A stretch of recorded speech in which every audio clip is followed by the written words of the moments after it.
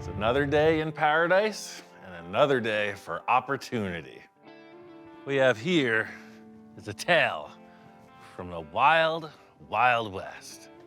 A testament to the days of old. Been living out here on the ranch for almost 3 years now, and it occurred to me that every ranch needs a dedicated ranch truck.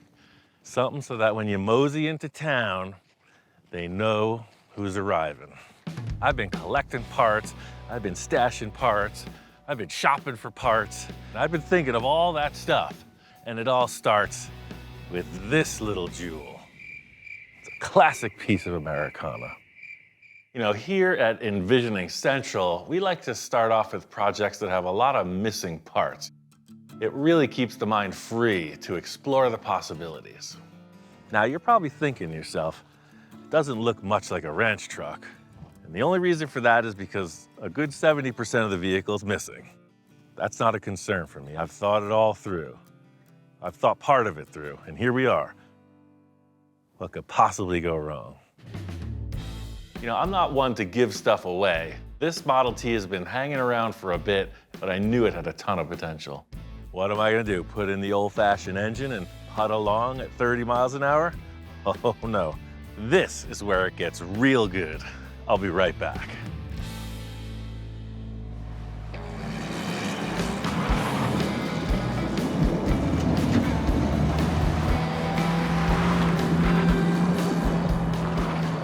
This must be what it feels like to be a Formula One driver, except, you know, in a Pinto. I mean, 2.3 liters of fury. You can just mash the pedal to the floor on this thing and not worry about it. It's like a go-kart, it's fun. A fine machine. I tell you, they don't make them like they used to. What we have here is a perfectly good, perfectly hot-wired Ford Pinto. And I was thinking, Model T had a 4-cylinder. This is a 4-cylinder Ford. Why the heck not? Ford engine in a Ford project. I just like to keep it that way on certain occasions. So if I could update my Model T from the factory brochure, I would order 2.3 liter with an automatic transmission. It's a perfect donor. This might not look like the typical choice for a ranch truck, but it's right up my alley. You know, we're talking about Rancho Roussel, the home on the range. Welcome to Weirdsville. All I gotta do is take that, chuck it over into that, and see how it all lines up. The rest and the best is yet to come. Before I get too deep into any project, I always need to be sure that it passes the board of review. Check this out. You gotta see this. The latest project. I thought you were just a lowrider, man, but you're into the classics and the antiques as well. I know he looks like he likes it, but don't be fooled. You know, he has to soak in the entire concept before he comes to a conclusion. Tough critic. The toughest critic. Look at this response. I mean, it's clear that they're into the vintage Ford steel. But I don't think they're really that hip on my ideas.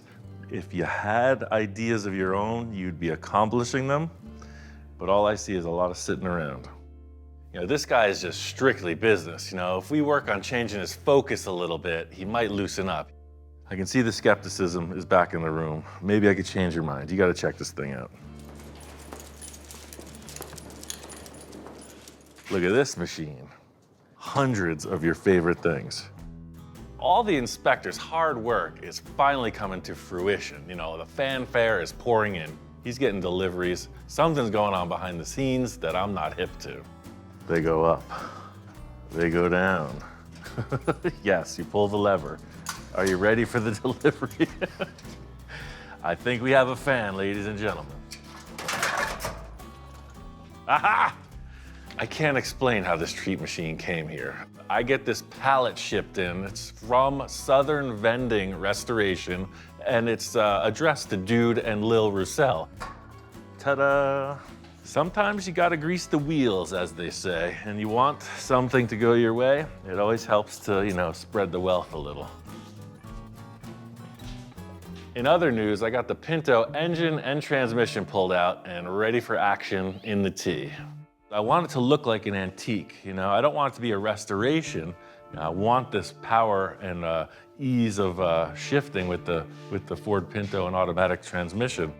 Sounds simple, you know, it's real easy to describe something, but this was never designed for anything with, say, 100 horsepower. So definitely have to upgrade the strength of the chassis, but the first thing is just the fitment of the engine. I know it's physically bigger than the original engine, and I gotta see how that's gonna work out.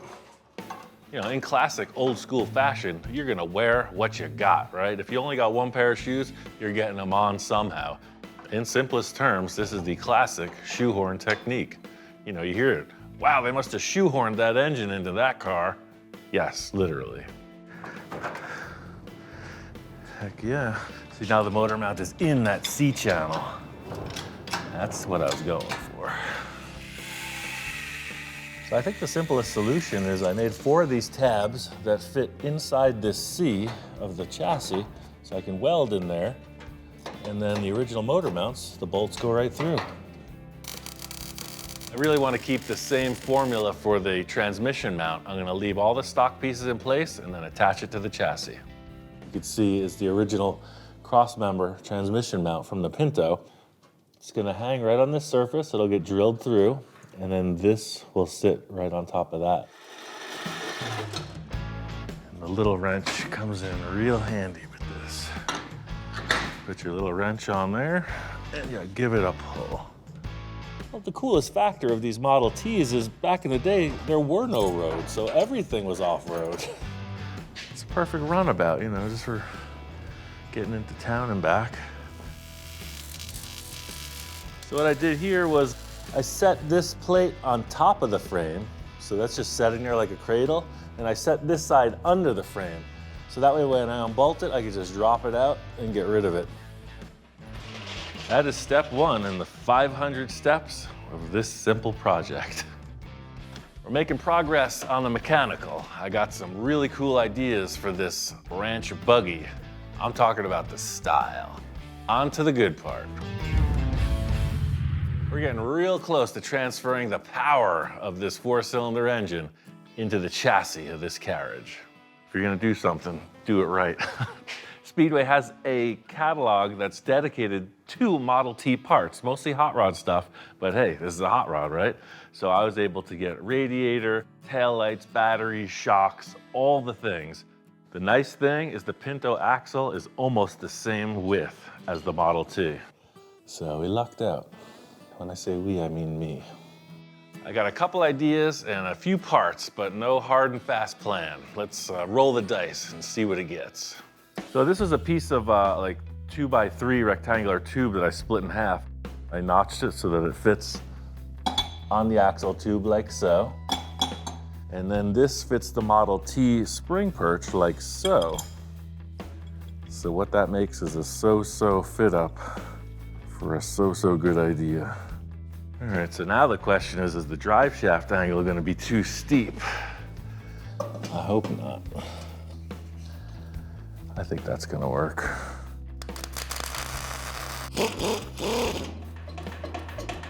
Well, that's the spring, and now the fun part. Next thing is the radius rods, and what that stops the axle from doing is twisting. So when you get on the gas, the wheels start to spin, it wants to wrap that axle under. And anyone that knows how I drive will contest. It's gotta be built triple strength.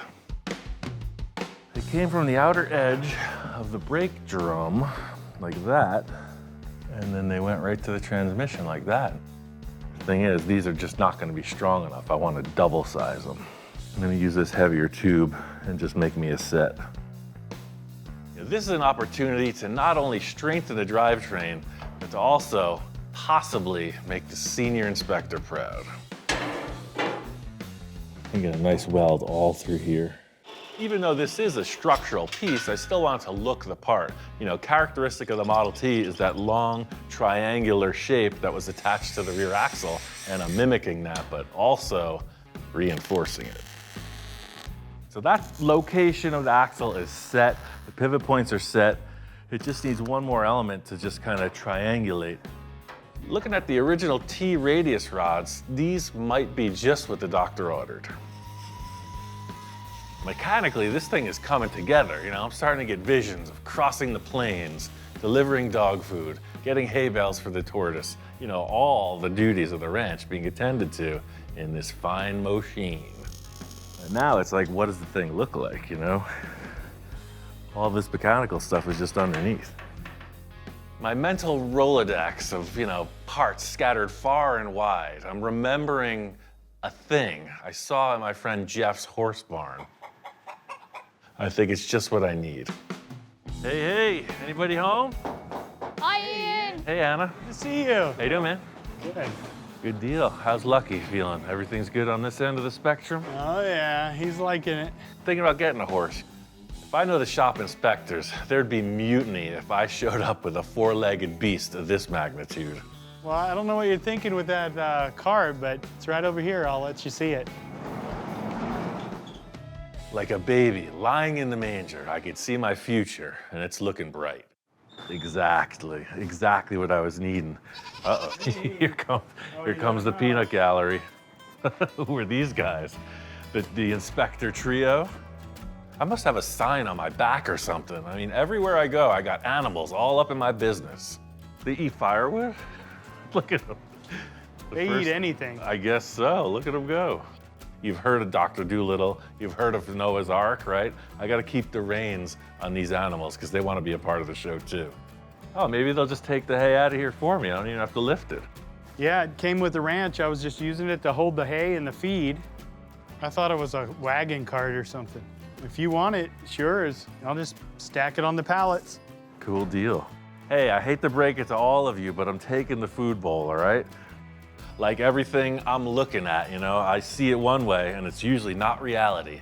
This box has potential on that Model T, slightly modified. Look at this guy hopping in. He's ready for a ride. Exactly, so you're just, whoa, hey, easy. Let's not get too personal. Another successful field trip, you know, another group of friends looking at me like, what the heck are you thinking about? But I'm sure the animals understand. You could tell. They're all about this box. I got my friend Alan in the shop and I filled him in on the development of my speed buggy. Notice anything different? I see a lot different. The thing with this is, you know, I need a ranch truck, right? You see what I'm driving. I want something with character. You know, when I show up at Carl's Hardware, everybody knows who's coming to town. Yeah, this is rad. You know, Alan is well-versed in custom work and creativity. He works on the fly a lot like me, and I'm sure that he is not concerned with a venture into the unknown. Check out the Harley exhaust. I love it. I love it.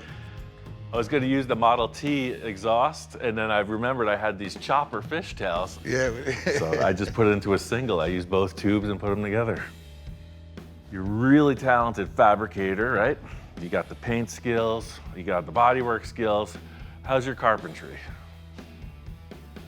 I think I know what a square is. Okay. Let's throw this on. I'll show you what I'm thinking. As usual, I like to loosely assemble all the pieces and then see how it fits together. You know, I wanted like a truck, but not like a pickup truck, like a van body with a roof that comes over, like a sea cab, but a wooden body. A cab. Let the envisioning begin. So I think I see what you're saying. Like a stagecoach, like a paddy wagon, but kind of a hot rod. You know, like something I would say like Mother's Pies on the side or something, like a delivery truck. I really don't see it yet. I know it's pretty vague, but it's like a van, right? But it's like a sea cab, but it's like a delivery vehicle, but it's old-fashioned, but it's new. I hear you, I see, but I don't see it in my head. Fortunately, But I love what I see. I love what I see. I came up with an idea, the envisioning process, right? Forget about whatever fabrication it takes. Let's just talk concept for a moment. Yes. You know, I'm not one to tout my own merits, but this may be my greatest achievement of all time. The envisioning board, the full-size sketch pad, Da Vinci, Einstein, the greats. I'm standing on their shoulders and I feel that I've arrived. See how I jacked it up in the back with that rake? So that's kind of what I was thinking, like it would have that stance, you know, so it's not fully Model T. You know, a lot of times you'll see where it's like, you know, kind of like a that shape, right? Right. It kind of takes away from that nose down look. It kind of does. It's almost like they kept the buggy look where the man stood there holding the reins. Right, exactly. First step is to figure out the seat height. You don't want to be looking up over the windshield. Fortunately, Alan's about the same size as me, so he's the guinea pig. All right, it's all you. Oh, let me see. Oh, that's it, man. You're in the car. It's perfect. That's the height. That's the height. Yeah. It feels comfortable. You could theorize all day long about the look and proportion, or we can use Ian's Envisioning board. That's a take. Take that drill, and right where your shoulder blade is, drill a hole right through. Perfect. Right where your knee is, you're bent. Now right where your ear is. Right where your nose is. Right where you'd like to be holding the steering wheel. Directly across from your belt buckle. Belt buckle? One for your pancreas. Where's my pancreas? Is it right here? There we go. Now, we have a clear and decisive layout. Nice. Perfect start. So, it was the ear, right? I don't know. Ian Mark? Yeah. Hey, all I said was I had a good idea and didn't say I had it all figured out. So if this is your ear and you would just be inside it. So you can barely see you as you're driving. Yeah, just want to kind of be in it. Seeing this opening, I just get this like 70s feel. I don't know why. I get this Exactly. 70s feel. This, Yeah. you know, now I'm starting to feel it now. Look how tall it is. It is tall. That's a It freaking is tall tall. truck. I'm digging it. I'm digging it. You know, this is the process of refinement. You start with an idea and you just keep honing it. So this is round. Trace that thing. Seeing like a real life size representation, you know, really helps the process along. How's that look? Yeah, it's perfect. It really is. You see a little bit of your knee, see your leg a little bit. Feels comfortable. It's like you're here and then you see somebody you don't want to see. Well, that settles it. Next step is to take the template and transfer it to the wood, you know, full size, full strength, and it's really gonna flesh this thing out. My favorite part of the project is like the first 10 minutes of it, right? Where you just bring that idea to reality. I think that's our line, man. I'm digging it. I like the round. The round says hot rod to me. Yeah, once we were talking about C-cab, I'm like, oh yeah, just like wide open, you know? If it was a delivery vehicle, no doors or anything, you just hop in and hop out. Prepare to enter the C-cab. Yep, looks difficult to get in. That makes it a show car. Oh yeah. Beep, beep. It doesn't matter if I fit in it. I don't even concern myself with that stuff. I got something here from Speedway that's gonna seal the deal. It's exactly what every Model T needs. Aha. Perfect. I love it, yes. We got the look, we got the sound. We are on our way. Now that we have the template, we'll transfer it to our final skin and complete the structure. Because this is a transition, this is gonna be like a subframe inside the roof. And then the actual body will go around this. It's time for the school glue. A big concern for me was how are we gonna put this thing together, right? So typically, you know, you put a nail in the wood or a screw and you see the head, and I'm like, no, this is more like furniture, like cabinet work. So I concocted this idea of a subframe or substructure inside, and then the fasteners were reversed. That looks like a C-cab roof, don't it? We gotta get in the business of furniture making, man. We could build a couch. Definitely in the cartoon realm, this is where I thrive. Oh yes. The absurdity is just beginning. I love it. The roof line looks really good. I got 2 words for this. Groovy. Let's put this insert in and see what happens then. Oh yeah, look, it fits the windshield perfect too. There's nothing like 3-dimensional representation, life size. This thing is way cooler than I thought when we hung up those boards on the rafters. It's big. Looks like a Hot Wheels almost. Oh yeah, totally cool. You know, I gotta say, the envisioning process and assembly of this went way smoother than expected. It's exactly what I was thinking. A little bit of nonsense and a lot of fashion. The C-cab's really coming along. Alan and I just followed through that same process, front to back. We laid it out, squared it up, screwed and glued the entire assembly together, then skinned the roof with masonite. So all that hard work led up to this. As flat as those panels are, by getting that masonite on the roof and putting all the cross braces in there, it's a pretty organic, really strong shape. You know, this is the first time I've ever had a chance to work with wood.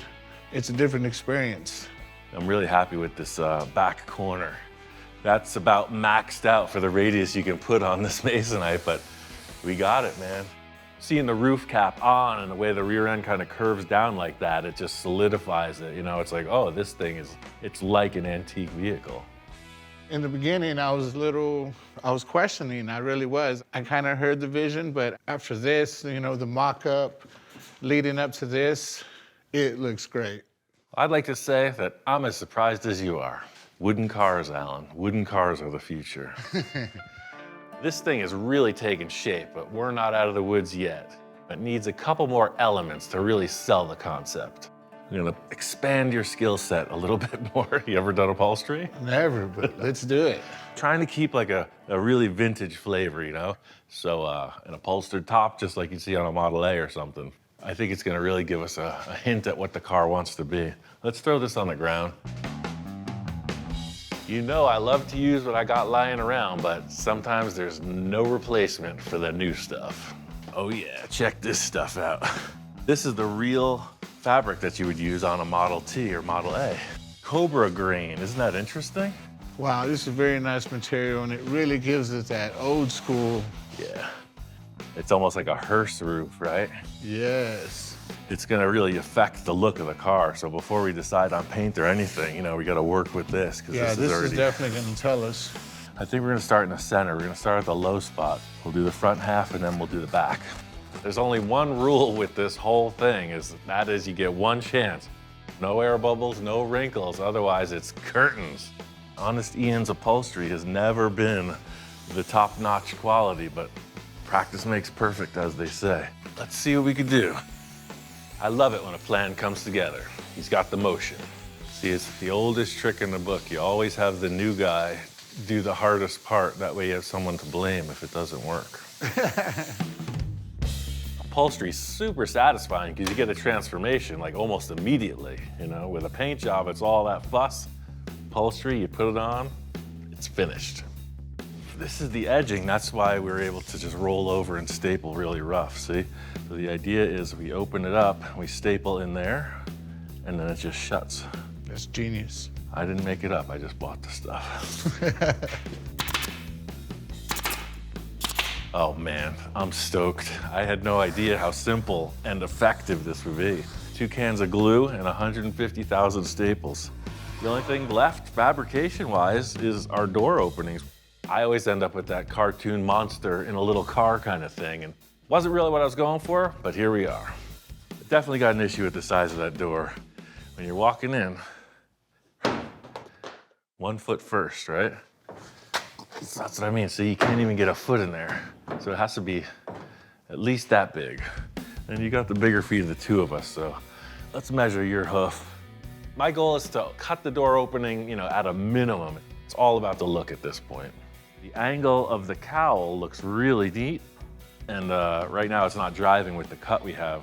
So yeah, just like make it a little more vertical. Yeah, like that, perfect.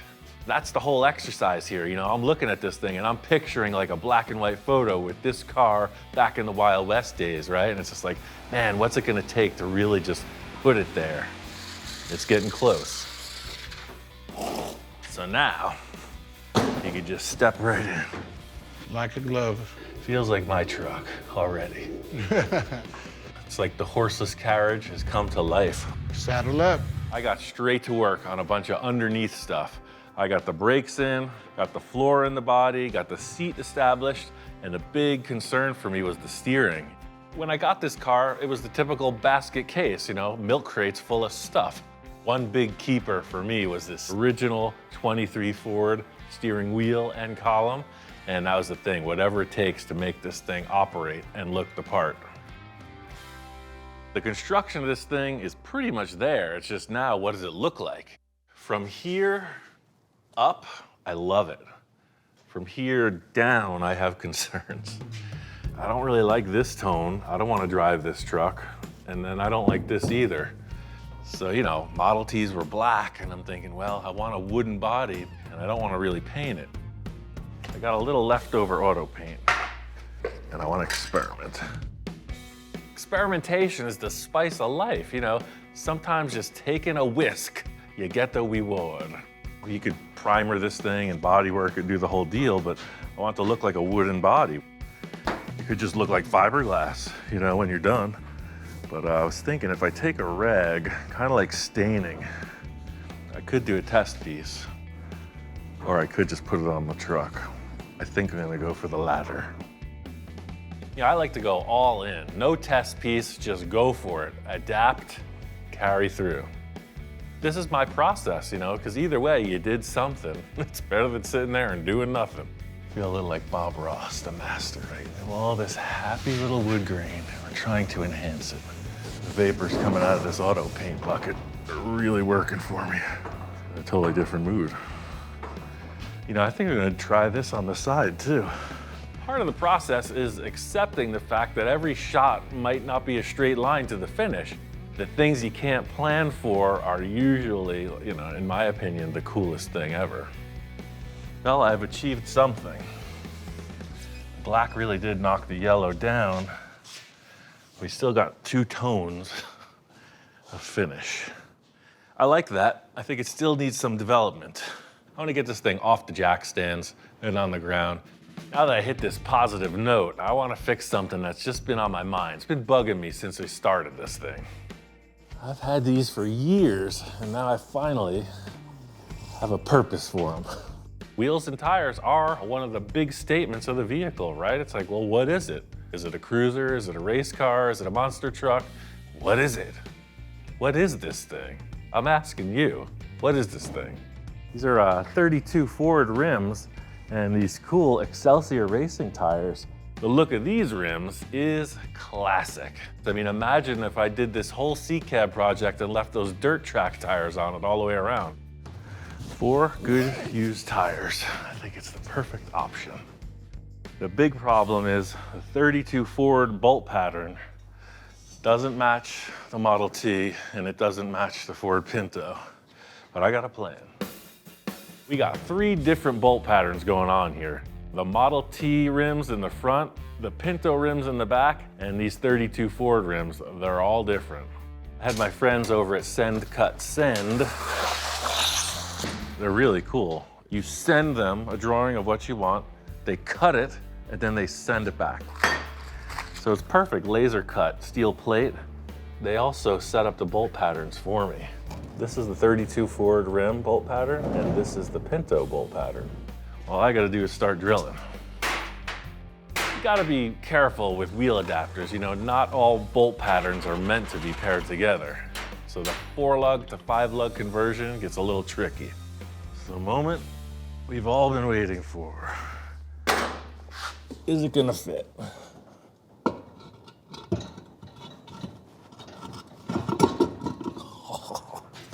This is one thing I was worried about. I'm glad it's not directly rubbing, but it's close.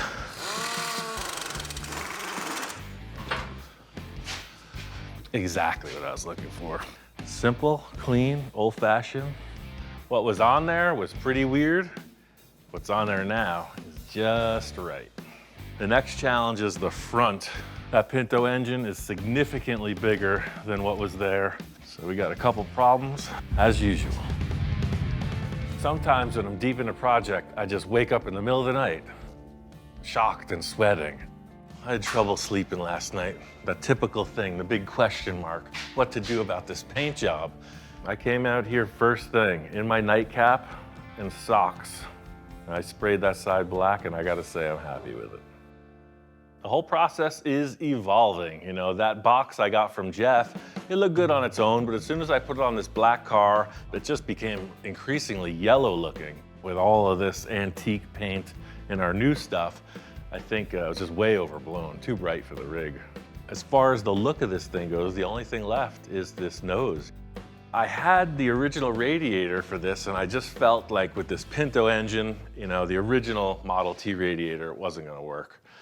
So fortunately, Speedway had everything I needed for this. I got a new alternator for it, I got a new starter for it, and then this really slimline fan.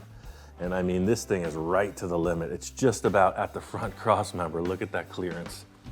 This radiator is just like the original, but way more efficient. Set up to cool a V8 engine, this Pinto is no challenge.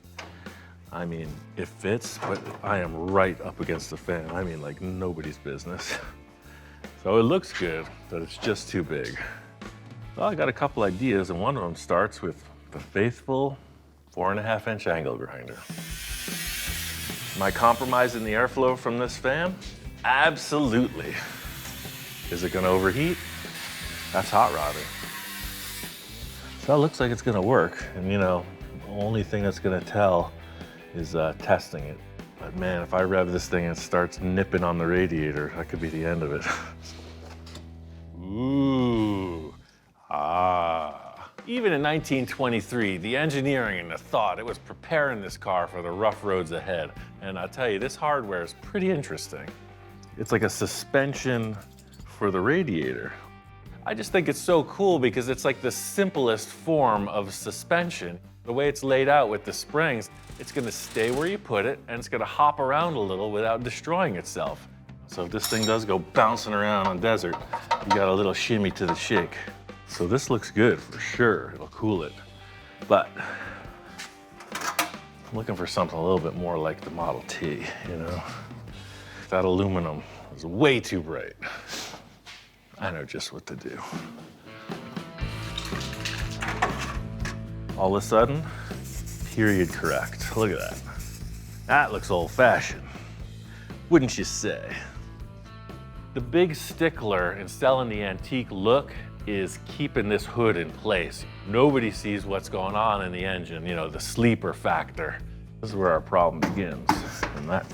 So if we were to scrub a line straight through, you got an alternator bracket, got an intake manifold, we got a dipstick. So it looks to me like we're gonna have to cut that hood pretty good. That's not very stealthy in my opinion. But you gotta do what you gotta do. Desperate times call for desperate measures. There's no way this thing's going without a hood. See, I got that dipstick tucked out of the way, no problemo. If you're an auto purist and somehow made it this far in the show, I suggest you cover your eyes. It's about to get real. You know what that means? I'm gonna have to cut into this original hood, and I ain't scared. Okay, maybe I'm not that nervous, but I do feel a slight tug on the nostalgia heartstrings. Scratch the paintwork. Aha! What's going on in that Model T? It's just a matter of chipping away at all these culprits. You know, some stuff can stay, some stuff can be modified, but this alternator's a major factor. Who'd have thunk? Actually makes them a little more aggressive. That's gonna work. I don't know what I'm gonna do in the end for these two things, but I wanna put these headlights on to see how they look. It looks like all the mechanical stuff is gonna clear. We'll see what this develops into. The headlights are gonna tell me. I think this is gonna seal the deal on the front end. These two prime specimens. These are the real deal Model T lamps. They look like they belong there. It's actually a Model T. Nobody knows that there's a Pinto in there. I love it. The final element, the crown jewel. Thing that says you're meant to ride like the wind. Everything's lining up. I'm putting the final trim parts on this, and something, it just needs a little bit something. I've been struggling with this. You know what they say, it ain't over till it's over. and it ain't over yet.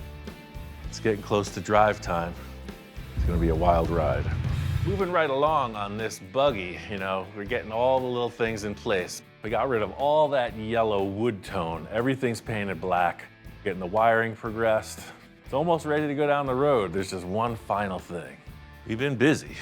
This Pinto engine's a little bit more modern than the Model T, so I added a fuse block. And one cool thing I'm doing is I'm routing it all into the stock dash.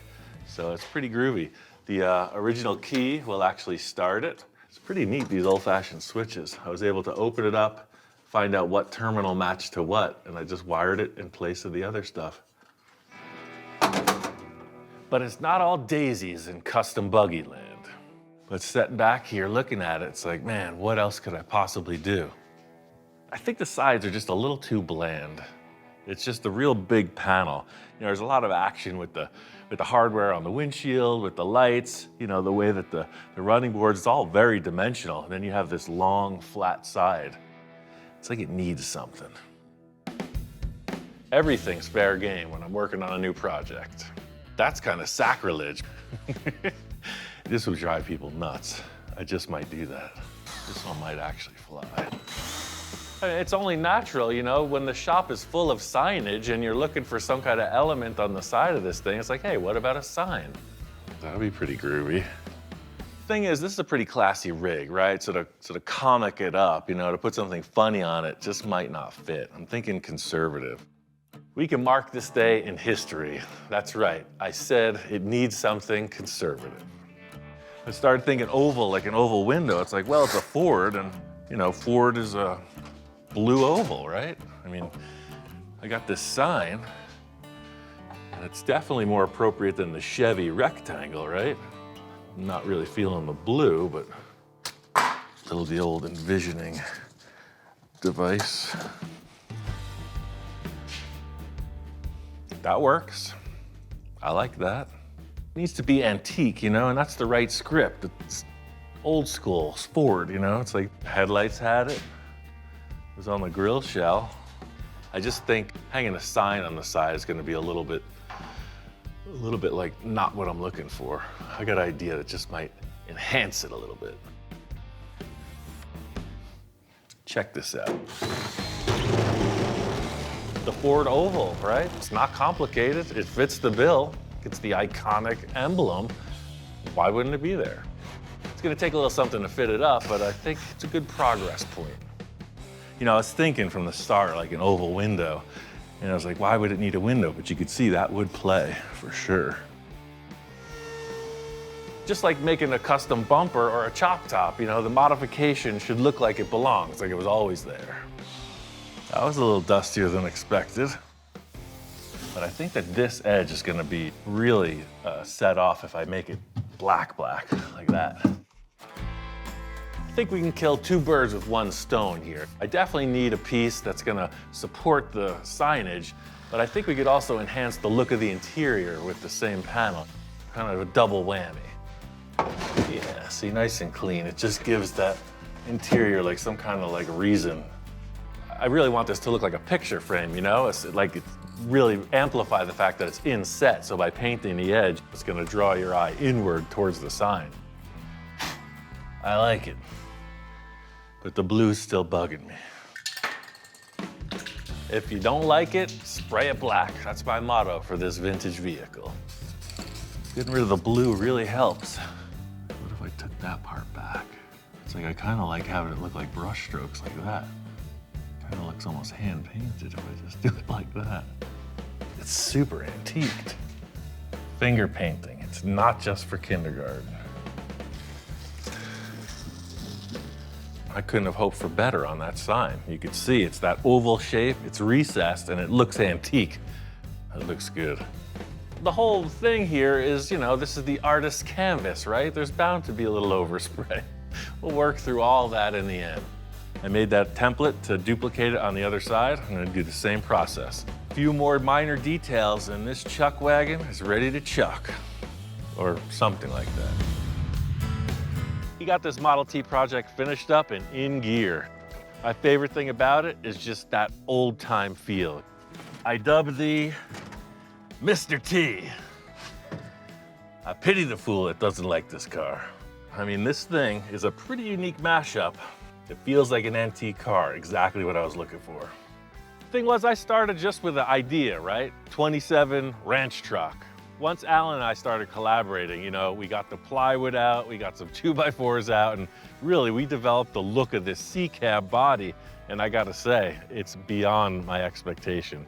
It's got the old Model T steering column, Model T switches, a little old, a little new. It's definitely got the flavor. A huge part of this was the visual statement it's gonna make. And my friend Gilbert, the pinstripe master, he came by and did his number to the sides of this thing, and it's perfect. I didn't want to get into this restoration. I just want it to be functional, and everything I added to it, I want to make it count. It's got the big giant eyeball headlights in the front. It looks like a classic vehicle, but it's got a little trick underneath. I got it wired up, I got it fired up. Now it's time for the true test. This thing is engineered to cross the Great Desert and go all the way to the market.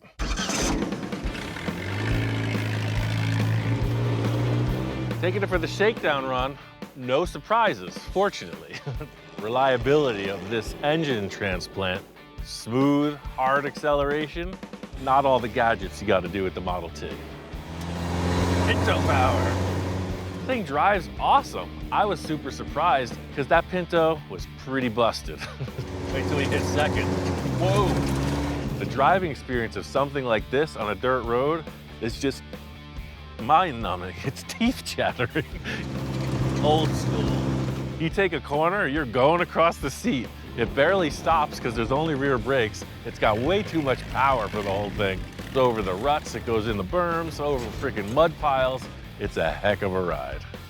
No stoplights, no seat belts, nothing between you and your destiny but this plate glass window. My first statement was, I want a ranch truck, right? Of course, do I do anything that's absolutely functional? Heck no. And I was allowed to do exactly what I want, and that was wing it. I had all these components, I had an idea how they could be retrofitted together, and I just went for it. Sort of an experiment with a strong reward, and man, Model T is definitely a cool rig. Everything about it works for me, but you know, quality control, check and balance, it's not going down the road until it's signed off by the Royal Houndness. Time to let the dogs out. It looks like a Model T. It feels like a Model T. It acts like a Model T. It's a Model T, right? Dogs are stoked. As usual, they come in as the critics, and I won them over once again. The only problem is there's no room for me. Dude is always down for vintage tin, but when he heard Pinto, he's like a little skeptical. But I gotta say, the test drive proved it. He's all on board. I got a million ideas brewing. That Pinto project has set off a few sparks of imagination. I think this next project is gonna be really interesting. I think the inspector said it all. I don't know what else to say to sum it up, except awesome.